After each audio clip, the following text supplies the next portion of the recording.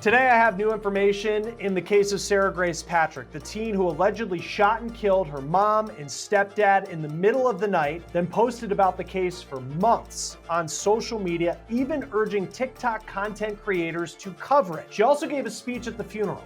I just wanted to say goodbye to my mom and Jamie since we never got the chance to. That is a speech that raised red flags for certain members of the family. Being front row at that funeral, she never shed a tear. I spoke with the family of Sarah Grace's stepdad, James Brock, what his niece wants you to know about Sarah Grace Patrick. She's not the Sarah that you guys know. You don't see the real Sarah. And for the first time, we are hearing from Sarah Grace's biological dad, the man who drove his daughter to turn herself in on 2 counts of murder. We're on the case presented by Law&Crime. I'm Chris Stewart.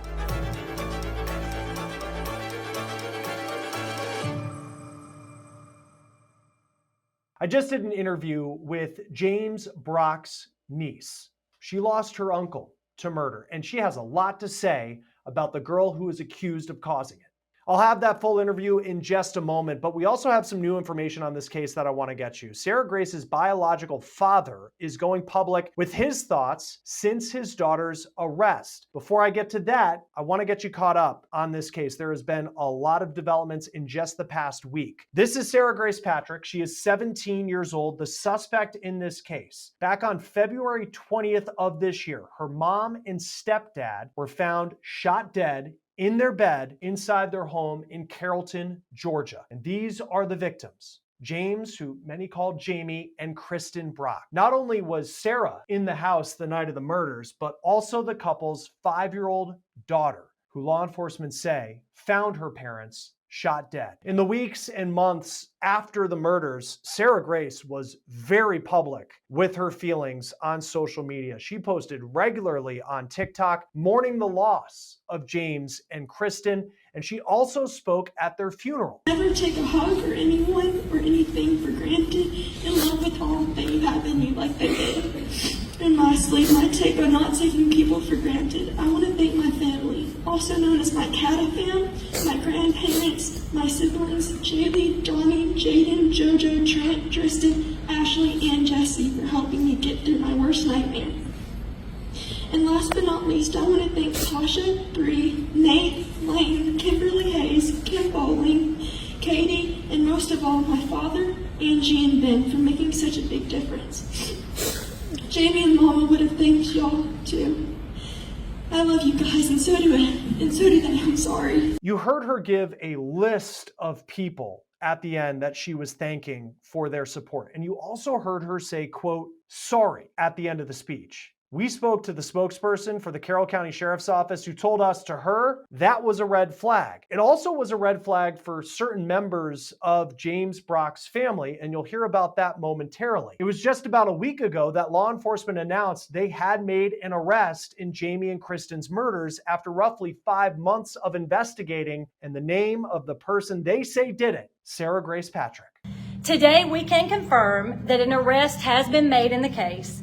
Kristen Brock's 17-year-old daughter, Sarah Grace Patrick, has been taken into custody and charged with 2 counts of murder and 2 counts of aggravated assault. Law enforcement said that Sarah Grace's biological father drove her to the sheriff's office after she was told that she had warrants out for her arrest. Her dad is now going public with his thoughts on his daughter being accused in this double murder. He put up this lengthy post on Facebook that says in part, quote, I just want to go on the record and say I know everybody is talking. Many people were talking about things that they don't even know. They are just talking and writing about stuff that is completely false. He goes on to say, my daughter is 100% innocent. If you want to talk to anybody about me and my daughter's relationship, come straight to me. I'm not hiding. And I don't want all of the attention like everybody else. February 21st, I had to come home and tell my son that his mother and stepfather were dead. It was the hardest thing I ever had to do until I had to take my daughter to the sheriff's office. I did not turn her in. She voluntarily went there because of the warrants. She has nothing to hide. Law enforcement has said they have a, quote, their words,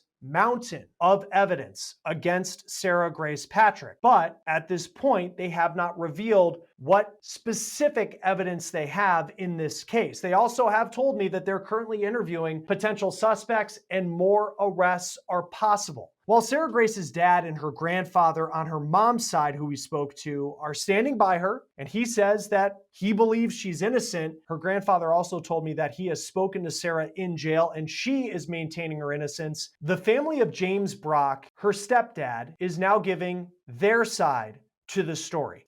Before we get back to this episode of On the Case, I do need to take a moment and talk about our partners at Thrive Market. They're all about making sure you can get healthy foods and you don't have to break the bank when you do it.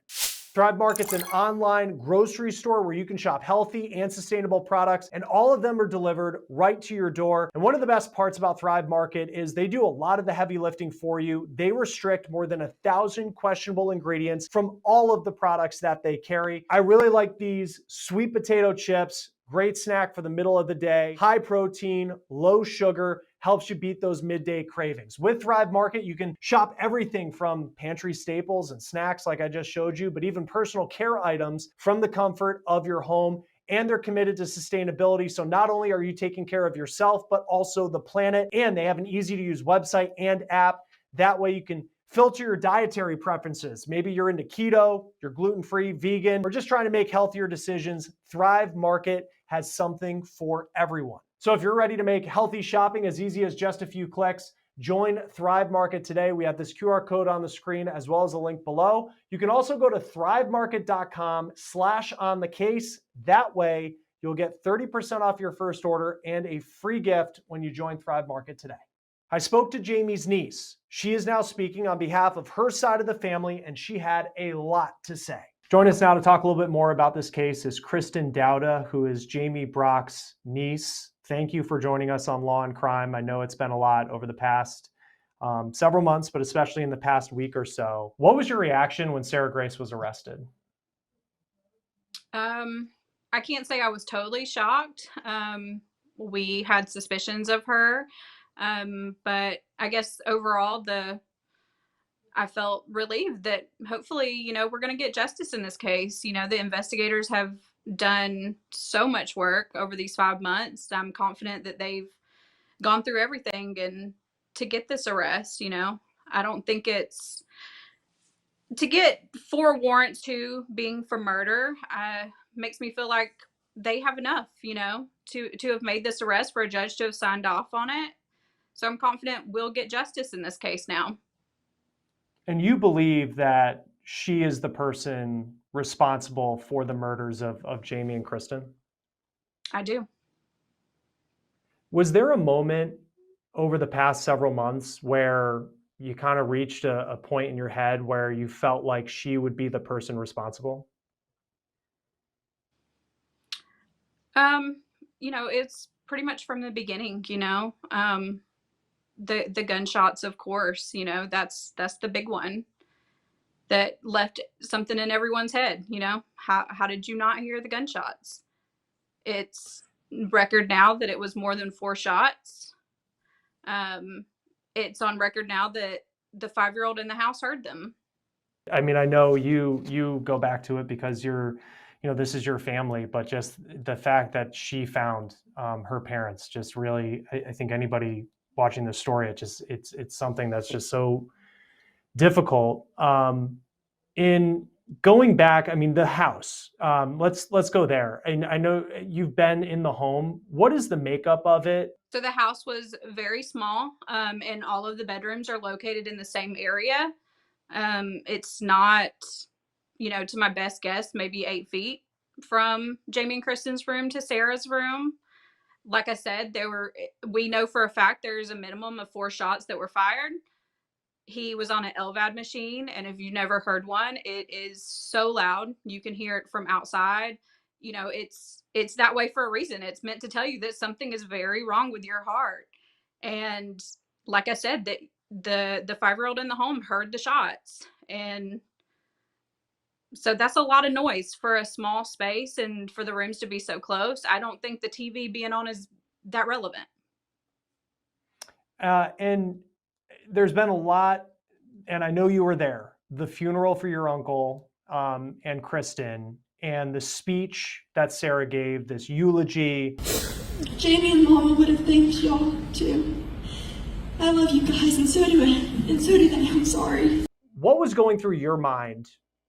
Not only because I know you're there mourning the loss of your uncle and his wife, but what was going through your mind as you watched that speech?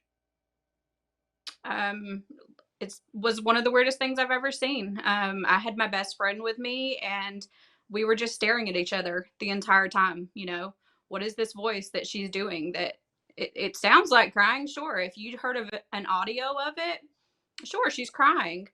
But being front row at that funeral, she never shed a tear. She didn't stop. She didn't think about what she was saying. It was a scripted speech. I wouldn't call it a eulogy like people are calling it. It was a speech where she did shout outs at the end of it. I want to thank my family, also known as my Cata fam, my grandparents, my siblings, Jaylee, Johnny, Jaden, JoJo, Trent, Tristan, Ashley, and Jesse for helping me get through my worst nightmare. And last but not least, I want to thank Tasha, Bree, Nate, Lane, Kimberly Hayes, Kim Bowling, Katie, and most of all, my father, Angie, and Ben for making such a big difference. She shout out probably 15 names at the end. At the time, and I know it's been brought up now, but she said sorry. At the time, did that send off a red flag for you? It did. But what was even worse was afterwards when she went person to person in our family and said sorry. What's worse than that is that for 5 months straight, she contacted my mom several times a week and said that she was sorry. And her exact words, sorry that Mr. James is dead. Sorry that you don't have Mr. James. Sorry that your brother died. I mean, it went on and on and on. She called him Mr. James? Apparently. I never heard her call him that until these text messages with my mom. She said that she had started calling him Dad recently. I don't know. What interactions did you have prior to these murders with Sarah Grace Patrick? I wasn't around her a ton, here and there, birthday parties or going to the house, not a lot of interaction, but every time I was around her, she was a sweet girl. She was welcoming to everybody. She spoke to everybody. She's, soft spoken. She always appeared nice. Is there anything now, and I'm sure there's a lot of things that you've thought over and over again in all of this, but even before the murders, is there anything that was a red flag to you that in talking to your uncle about Sarah Grace that sticks out now? What sticks out now? Yeah. He said repeatedly that she's not the Sarah that you guys know. You don't see the real Sarah. And so now looking back, that haunts us. Should we have asked more questions? But we would always tell him, you've never raised a teenage girl. This is normal teenage behavior. If she's acting out or, she was sneaking out of the house to meet boys and stuff. And it didn't really seem like a red flag at the time. Was there anything beyond that? Like, what was their relationship like, or it seemed like from the outside? Like I said, they were having trouble as far as, she was a teenage girl. She wanted to do what she wanted to do. And, they didn't always agree with her choices or, allow her to see her boyfriend when she wanted or, to, obviously to sneak out or to go anywhere she wanted. Obviously that was a thing, but that's something that you don't really think of being a red flag. That's typical teenage behavior normally.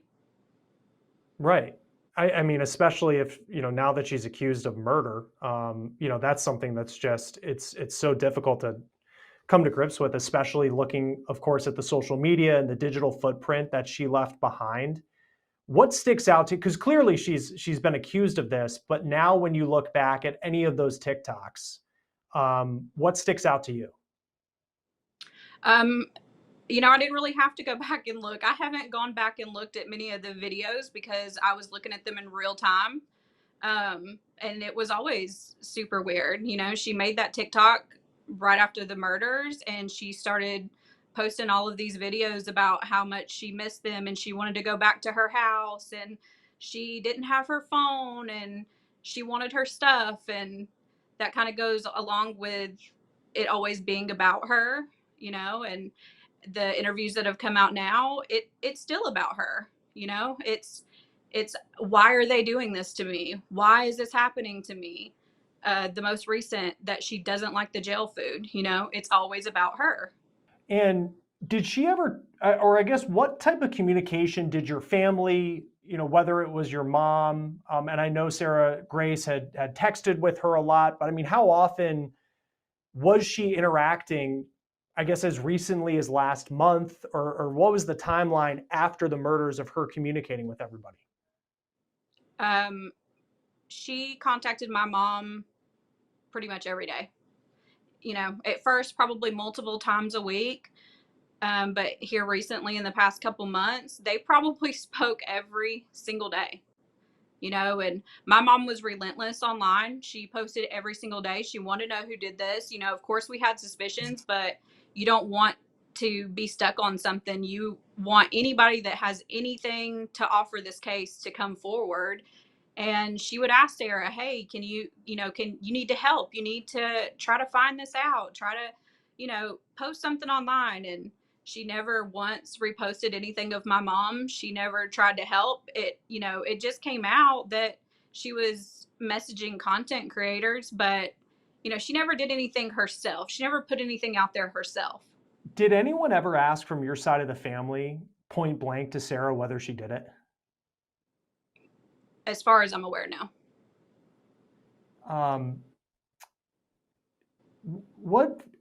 How is your mom handling this? Because I mean, to be thrust into kind of the spotlight, but she loses, and you as well. I mean, your family. I mean, how over the past week have you handled all the attention, and then you're seeing, across social media, people diving into your lives, trying to make sense of what Sarah Grace is accused of doing? Yeah, I mean, my mom is devastated. She, like I said, she was relentless online, and she, never stopped. But this put a pause in that because, she was grieving her brother, and now she's, thrown into this where, people are saying stuff about him that isn't true. And I think people need to be very mindful of what they're putting online, because there are 7 children that were involved in this. Yes, one is Sarah, but Kristen had another son. They had a little girl together. Jamie has 3 adult sons, another son that's not grown. This is a lot of children that have their eyes on this. And you're talking about their dad and their mom, and you have no idea. We don't have all the details. What type of communication did your mom have and you have with law enforcement over the past several months? The lead investigator was in constant contact with my mom. She was his point person in this, and he updated her. Anything that they can tell us, they told us. Like I said, we don't have all the answers because it's an ongoing case, so they can't tell us everything. But, if they could tell us, they told us. And I know that the term that the Carroll County Sheriff's Office has used to describe the evidence against Sarah Grace is mountain, which, when law enforcement, they've investigated for months. I mean, that certainly says something. When we talked to the Carroll County Sheriff and asked about the timeline, about why it took so long, she had said, you're getting crime lab information back. So to me, it sounds like there could be eventually, and I don't know this for a fact, but like some scientific evidence that could link her to this, and that's what prosecutors could have. What do you expect the mountain of evidence to contain? I have no doubt in my mind that they have a mountain of evidence. I mean, I know just from knowing what they were looking at that it has to be so much. And, of course, they do have to send, everything to a crime lab and wait and stuff. But also, what you don't realize is anything on social media, you have to jump through hoops to get all of that. You're talking about phones that you have to go through, not just hers, not just if someone else is involved, but also Jamie's, also Kristen's. They looked into every aspect of this case. And, you know, I, I don't feel like it's a bad thing that it took them 5 months. I don't think it's a bad thing that it's still ongoing, because that just tells me that they have a case. I saw in one of your previous interviews, you were talking about a moment at a yard sale. And I looked at when I saw Sarah Grace's TikTok when it was still public, she was talking about how she couldn't live in this house anymore, and things were being sold. Just to kind of piggyback off what you've said in the past, what was that interaction like with her related to the yard sale? And that certainly seems like it was a red flag. Yeah, I wasn't there, so this is coming from my mom. Well, and what you said about online, she was saying that she didn't get any money from the yard sale and this and that. I don't know. I can't speak on that. But at the yard sale, everybody was getting what they wanted, and it seems like, she didn't get anything sentimental. She wasn't looking for anything of her mom's. She wasn't looking for something that they had together. She was looking for a comforter that was new. That's what she was after. She told my mom that she really wanted her sheets. To me, that's not what I would be looking for, but Did she ever share with your mom or say anything about what she thought happened that night? yeah, yeah, she, said that it could be some friends of theirs, or it could be someone that they knew, or she has said that it had to have been somebody they knew, because they knew the layout of the house. They knew what door to come in, you know. She hasn't ever been really specific, but she has thrown out a few theories. Yeah. In those communications, and I know there's only so much you can share, and there's, clearly a criminal case that's playing out here, and there's a lot of unknowns, but from her story and what she told your mom, how consistent was the story that she told your mom about what she experienced that night? The story was never consistent. It changed in a million different ways. She never told the story the same way twice. She would take things out, she would add things in. My mom was keeping a mental record of things that, could help the case as far as what she said, and not blaming her, but, just trying to get answers. And then she would change the answer, she would change what happened. It was a revolving door of what happened. And when I look at the social media and the TikToks when they were still up there, she's certainly sad. There's no doubt in the TikToks, but I noticed she never talked about being afraid.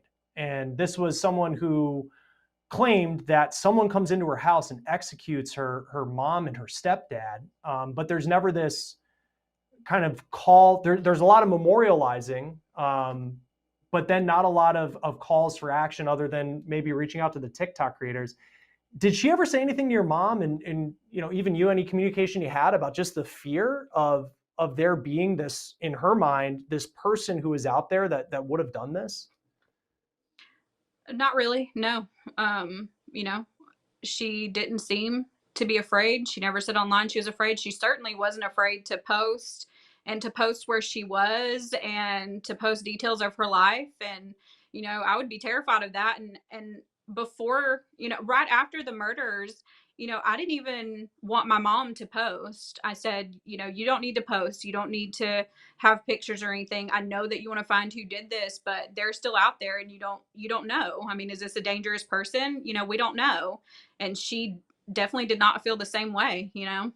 Looking at your social media, especially on the day that it was announced that Sarah Grace was arrested and was charged with this, you've been very vocal, and it seemed like it was almost a release for you to see her mugshot, to put it out there. What was the emotion for you when you saw that mugshot for the first time? It was a relief, because you can't say what you're thinking. You can't say that you suspect her. And a big thing is, you don't want her to know that you suspect her, because you want her to keep talking. And if she's going to dig her own grave, then let her. And if it's not her and she has information about someone else, let her talk, let other people talk. if we were to say something and point fingers and, you know, anything like that, it could have deterred what other people came out to say or the investigation, and we didn't want to do that. But yeah, I mean, I would be lying if I said that I didn't hold on to that funeral video and knew that one day that I'd be able to post that and say, now you can see what I had to watch with my own two eyes. Now everybody can see it. What would you say to Sarah Grace if you were to see her again? That's probably a loaded question. Haven't thought about it. But you know, I guess just speaking for my entire family, you know, we're glad this happened, you know, and we want to see justice play out. And if someone else is involved, you know, we don't know, and we don't know what's going to happen. But all I can do is say what's true. You know, I haven't said anything that's not true, and you know, we hope we do get justice. If she did this, why is there anything in your mind? I mean, why she would be motivated to do something like this? You know, I have theories, and I know most of the people on the internet do, and a lot of them are the same. But what I keep saying is, you know, everybody has been mad at their parents. Everybody didn't like what their parents said to them. You know, when you're that age, you think that you're right and everybody else is wrong. And, you know, but what everybody else doesn't do is kill their parents. What do you want people to know about your uncle? Like I said, I don't want anyone to forget that, you know, they have all these children, and that's so important. And I also don't want it to seem like it's picking sides. Nobody's picking sides. This is not Jamie or Kristen. You know, this is both of them. They are both the victims in this. And, you know, I'm not here to say anything bad about either one of them. And I don't know why that would be the case for anyone else. You know, they were victims in a murder, and they were both great people. They're great parents, you know, and all of these children lost their parents or a dad or a mom and their siblings. You know, these kids were all together, and now they're not. And if it's okay to ask, the 5-year-old girl who I just can't imagine what she saw, and I know that she's spoken with forensic investigators with the sheriff's office, but just how is she doing?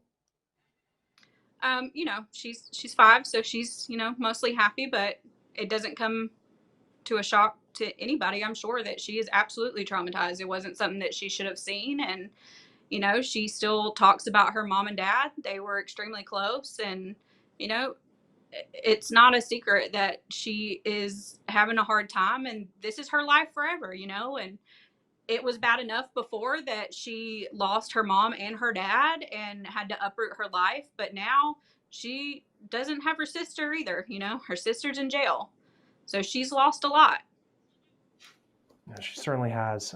Is there anything I missed that you want people to know as now you're speaking out about, you know, from your family's perspective, what people should know?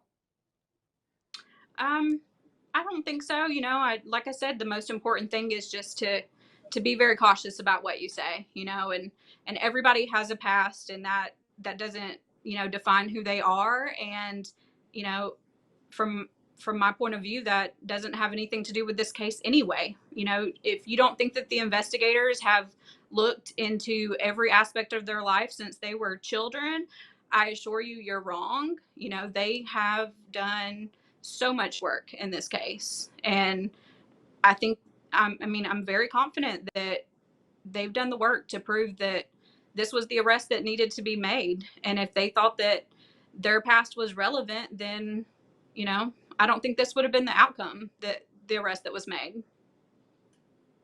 Well, Kristen Dowda, thank you for taking the time to be with us on Law and Crime. I know these interviews aren't easy. We really appreciate it.